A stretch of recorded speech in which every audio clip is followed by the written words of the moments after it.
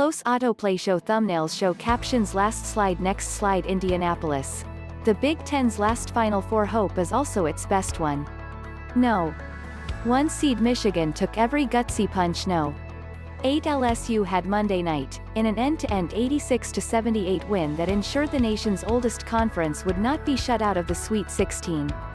4 Michigan players finished in double figures in scoring. As they've done all year, the Wolverines shared the load superbly. They won in a way which suggests that, in contrast to every other serious team in a conference no longer allowed to call itself the toughest in the country this season, the Wolverines are durable enough to go the distance here in Indianapolis. Early on, LSU did what LSU does, and it worked. The Tigers gas preferred to break-style backfooted Michigan, first-team All-SEC selection Cam Thomas throwing haymakers from the tip. From first tip to final buzzer, 2 days, 36 hours, 12 teams, 6 venues of NCAA March Madness. It's going to be handball contest, and it's going to be long threes, Michigan coach Juwan Howard said, talking about the game plan for an LSU team well equipped to make tough shots. But we've got to make sure we don't put our heads down. Fix it. That's the mentality it's been all season long. Just staying the course when teams make runs. Other LSU players got on the board, but nobody burned hotter than Thomas, who scored an eye-popping 19 points before intermission. Thomas shot 7 of 13 in the opening frame, with a pair of three-pointers. Behind him, the Tigers opened a lead as large as 9 points, Michigan struggling to keep up.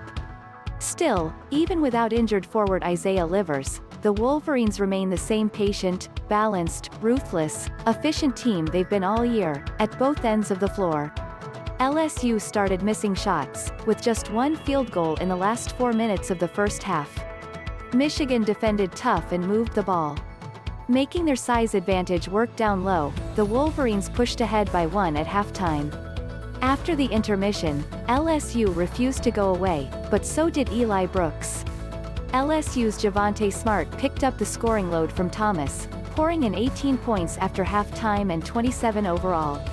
They were an ideal complement to the Thomas's 30. Still, Michigan kept coming. The Tigers had some success taking Michigan out of rhythm but never for long.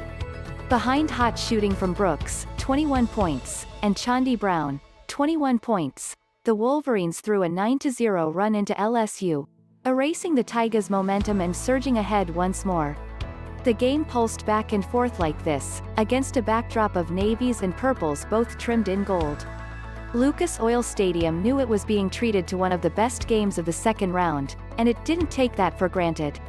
Brooks limped off and Brown shouldered the load, teammates smoothly trading responsibility for carrying Michigan's hyper-efficient offense back and forth. Brown drained a 3 just as LSU went cold, pushing the lead to 8 inside 6 minutes to go.